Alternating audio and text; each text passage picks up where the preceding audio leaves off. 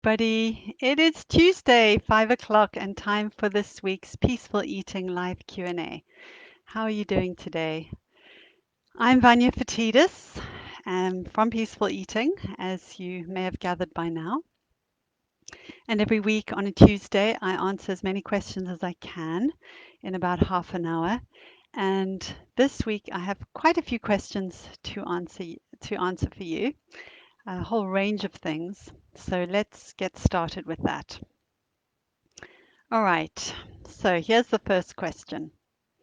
I've come across the concept of trigger foods in binge eating recovery before. The idea that certain foods, usually those high in salt, sugar, and fat, will trigger us on an individual level and cause us to binge. I find this difficult as it feels like a restriction, but know I have certain foods that I've historically not been able to control myself around. Shortbread, anyone? Do you think there are such things as trigger foods? And what do you advise for managing acceptance of foods that have historically been part of binging? That is such a great question. Now, I don't know where this live Q&A started recording because it's still a mystery to me, but I'm just going to introduce myself again, just in case it was cut off.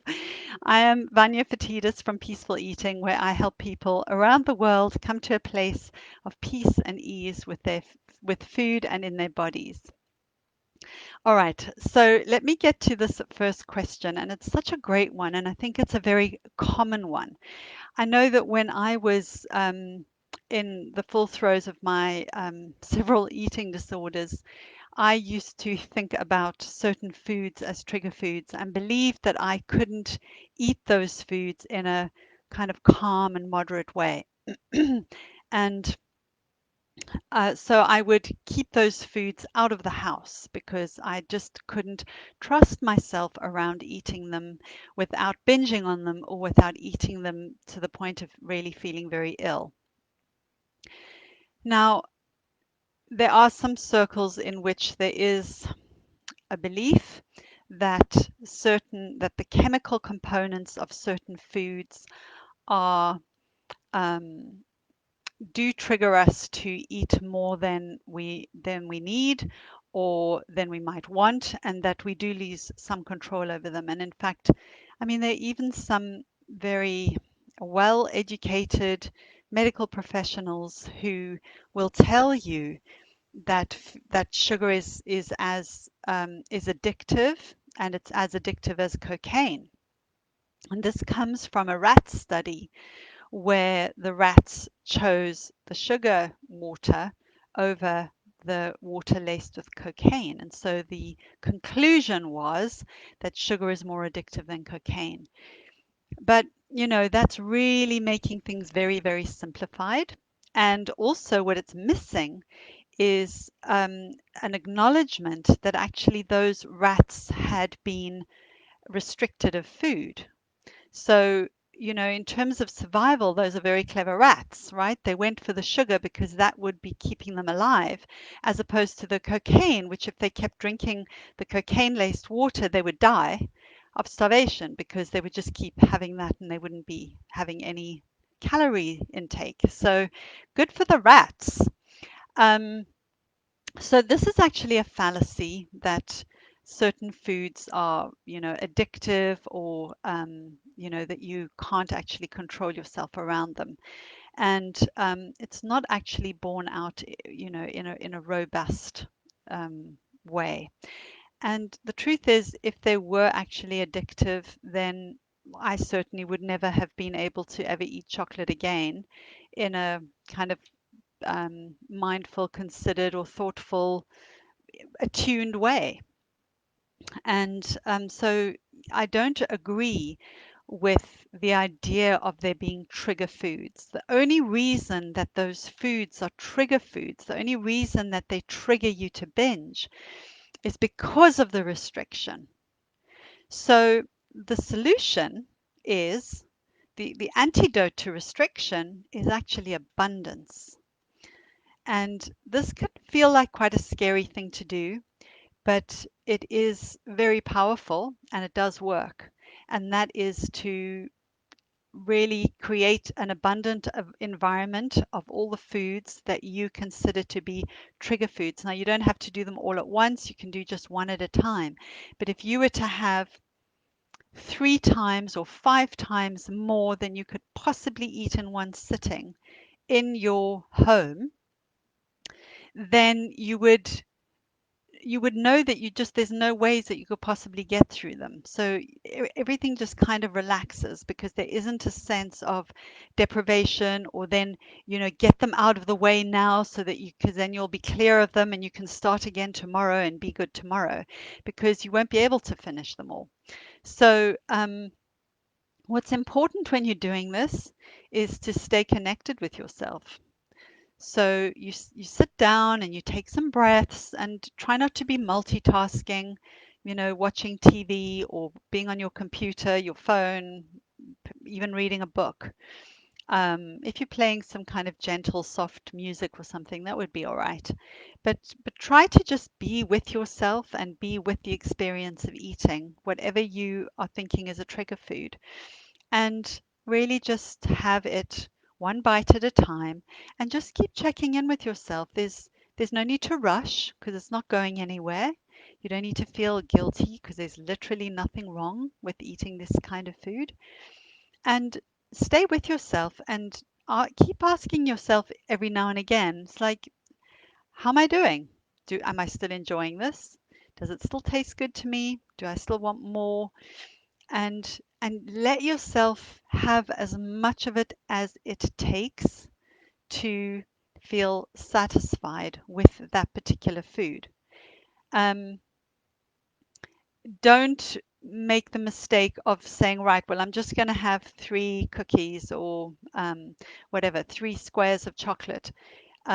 Rather say to yourself, I'm going to have whatever it takes for me to feel satisfied, and try to avoid the temptation to be counting how many of something you're having, or to be watching the levels of something go down. So one of the things that I would typically recommend to a client would be to fill up a jar, like quite a big jar, with whatever that trigger food is, and to have still more of it outside of the jar, so that as the level is going down, you can keep topping it up, so that you're never thinking, oh my goodness, I've had this many, or I've had a row of this, or I've had whatever, and you're sort of counting it in your mind, because that will just reinforce the mental restriction, the mental kind of deprivation, and then the switch over into binging on that food. So what you're trying to do is really create a sense of abundance, of not watching how much of it you're eating, but you can actually even just close your eyes and taste it and really notice if you're enjoying it, if you're feeling satisfied with it, and try to let go of all the thoughts and the worries about how much of it you might be eating. So I hope that that helps. Thank you for asking that question. It's a really good one. I'm noticing, you see my camera, that picture always looks skew because my camera, I don't know, either that or my computer's not level. The picture behind me is level. I just want you to know that. Okay, let's go on to the next question. I'd like to know how to let go of the idea that some foods are bad. I fancied toast and marmalade for breakfast. I ate it and enjoyed it, but was filled with guilt afterwards because I should have picked something healthier. Any ideas on how to change my mindset would be great. All right. So, one of the things that you could do, and actually the person who asked about trigger foods, you could do this too, is to, and it's going to sound like a bit of a strange experiment to do, but it's actually really helpful, is if you can make little labels and just write food on them. So if you made like 50 labels and you just wrote the word food, and you put it on an apple, and you put it on the nuts you've got in your larder, and you put it on your rice and your lettuce and your cheese and your chocolate and your cupcakes and literally anything, the marmalade, the butter, the olive oil, just put the label food on it, because every time you open up your cupboard, you open up your fridge, you're going to keep getting the message that this is just food. This is food, this is food, and that's food, and that's food.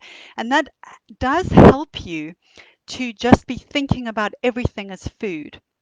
And when you get given that little trigger, you will instead ask yourself, what do I really fancy? What is going to make me feel satisfied? What am I going to enjoy out of all this food? Because it's all food, because all food is morally equal. Okay, not all food has the same nutritional quality, um, but that's okay, right? We need to have variety. And marmalade's been demonized. Really, there's nothing wrong with having marmalade. And actually, some research has shown that it's not so much what's less important to health outcome as far as food can impact on our health, which is actually less than we're led to believe it is, but still it definitely does have an impact. Okay, not denying that, but it is definitely less than we get told by the media and etc etc. um, but as far as it does matter, what matters more is not that we avoid having those foods that are labeled as unhealthy or junk food or whatever, but rather that we make sure to include the fruits, the vegetables, the whole grains, all the other kinds of foods. It's less important whether or not we include those other foods is not so important in terms of our long-term impact. What's more important is that we do eat fruit and vegetables, consistently, regularly, etc. Look, if you were going to eat marmalade and toast every single day and that's all you ate for 6 or 8 weeks, you probably would not be feeling so good. So the other thing to do is just to um, practice giving yourself permission to enjoy food and to enjoy all food, and maybe to set an intention before you eat something that you typically would feel guilty about, that your intention is to really enjoy it. And if you notice the guilt coming, just have compassion for yourself. Just go, oh, it's okay. It's okay. It's only food. Just you need to encourage yourself.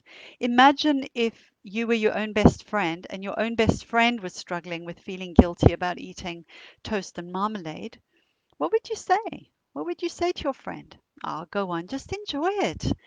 The guilt is actually probably worse for your health than any amount of toast and marmalade.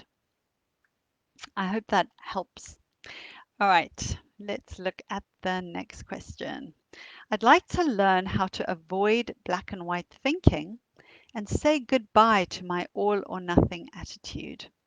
I'm either all in or all out, specifically with regard to exercise, as in I do it when I'm in, but not when I'm out.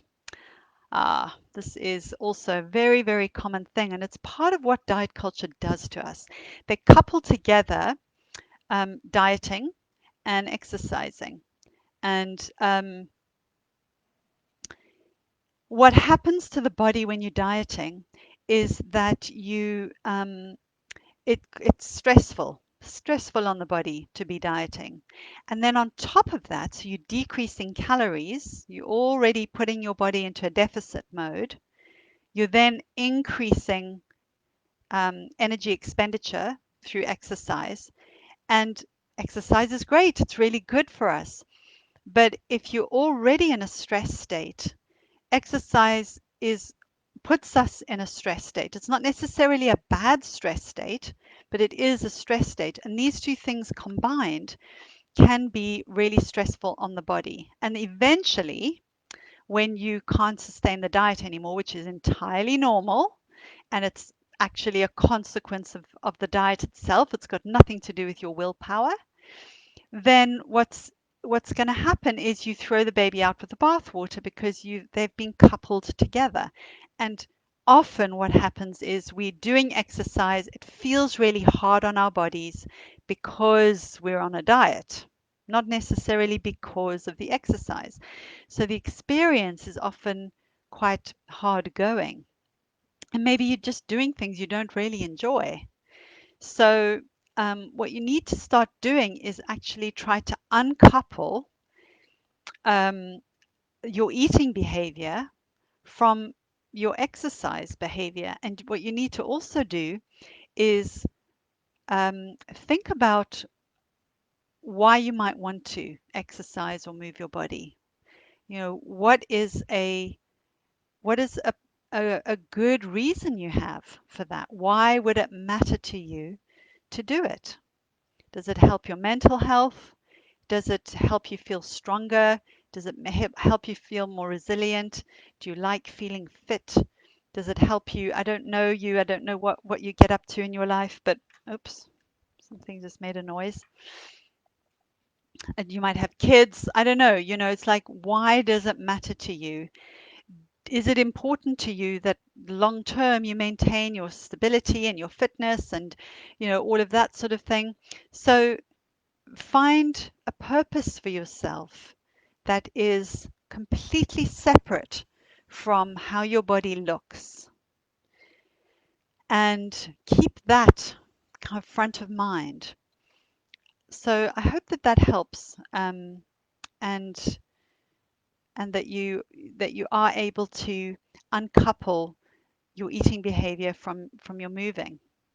So let me know if that helps, or if you have something else that you'd like to ask in addition to that. Okay. All right. Next question. What can I do to accept my body where it is right now? Ah, $1 million question. So this is, not an it's not a quick fix. Okay, it really does take time to come to a place of acceptance of your body. And what I would suggest, I don't know where you are along your journey, but if you are kind of in the beginning stages, then I would suggest that you even have a smaller goal than accepting your body. And perhaps what you could have as a goal would be to stop hating your body, or to just come to a place of neutrality around your body, and not to push on trying to accept what you don't actually accept.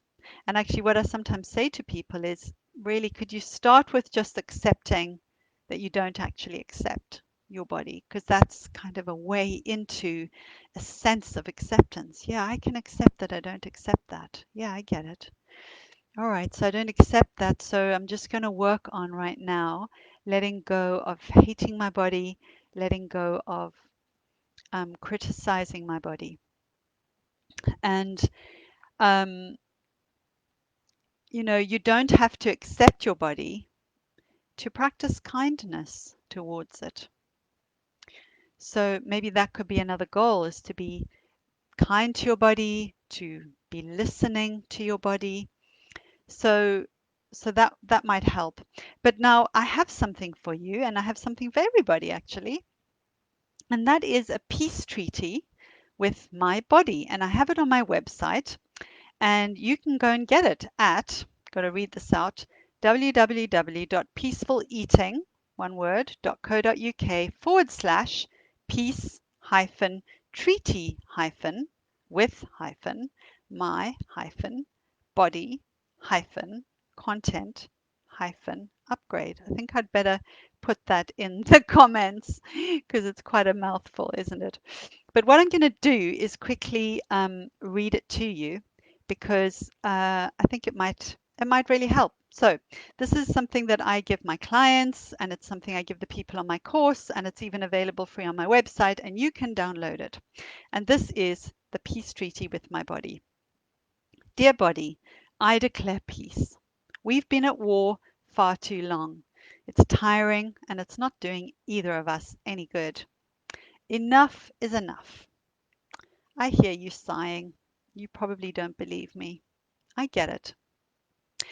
Actions speak louder than words. So here's what I promise to do. Number one, I will stop criticizing you. 2. When I forget number 1 and then I notice, I'll stop immediately and apologize.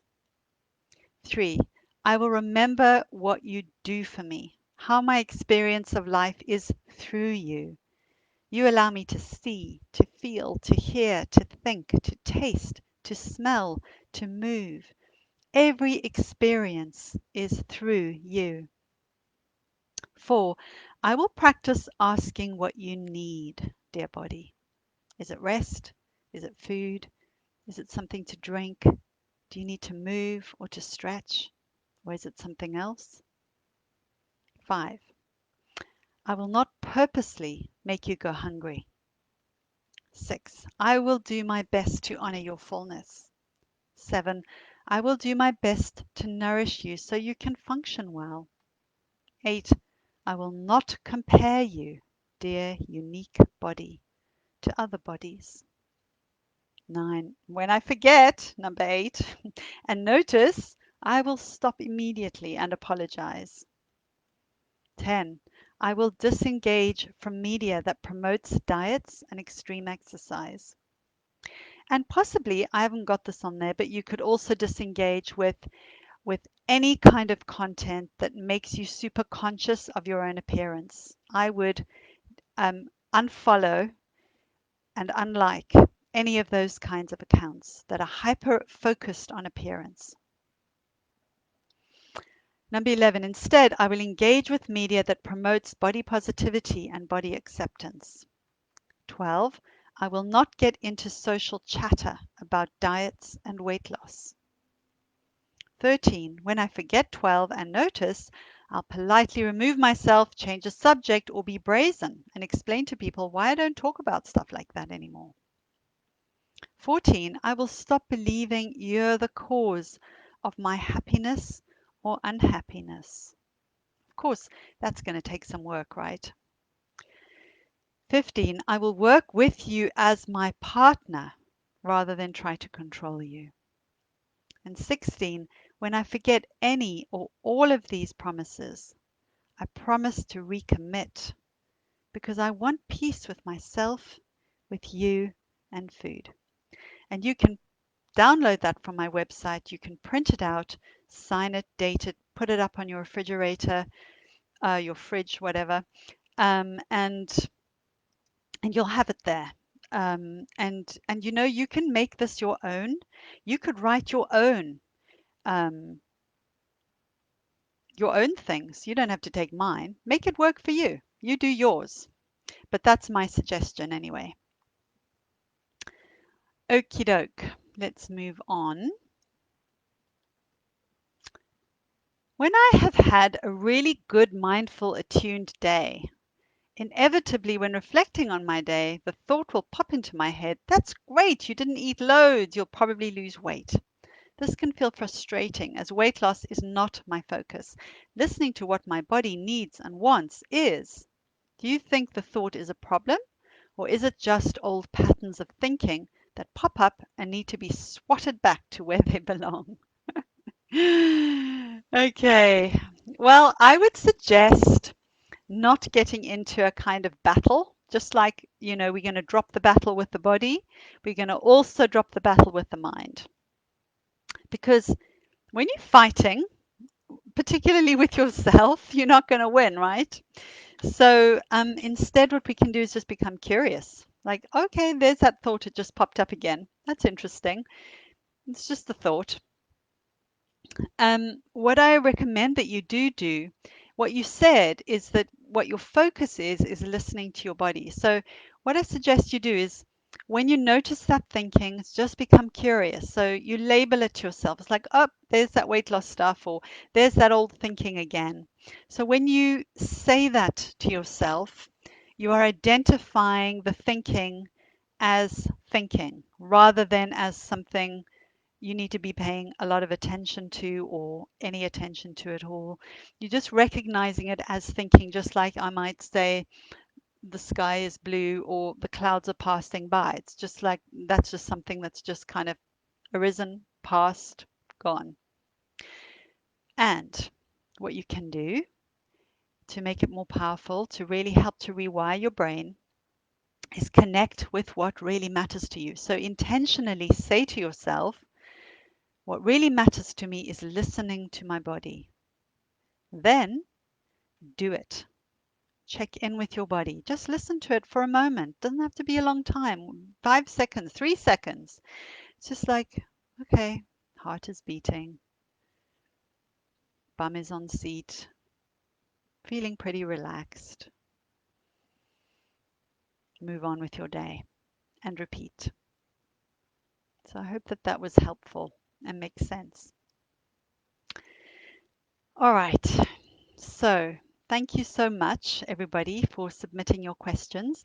If you would like to submit a question, you can go to my website, www.peacefuleating.co.uk, go to the questions and answers menu, and there will be a place where you can submit an anonymous question. As you can tell, I haven't mentioned any names. And in fact, usually, just so you know, I don't actually know the people who are submitting questions. I know as much as you do. Just I get the question, and that's pretty much all I know most of the time. Occasionally, a client will ask a question, or somebody in one of my groups will, and I know something about them. But typically, I don't know anything about the people who submit questions. And so um, I just take it at face value, and please take my responses at face value. Um, and if I didn't get it, what you were asking, or I just went on the wrong tack, or it wasn't satisfying to you, or you have a supplementary question, please do ask. I'm here. All right. Well, take care and have a great week. And also, just one more thing. I do have a guide to peaceful eating available on my website. It really goes into more depth about this approach to living peacefully in our own bodies and with food. And you can find it at www.peacefuleating.co.uk/subscribe. That's peacefuleating.co.uk/subscribe. All right. Take care and see you next week. Bye for now.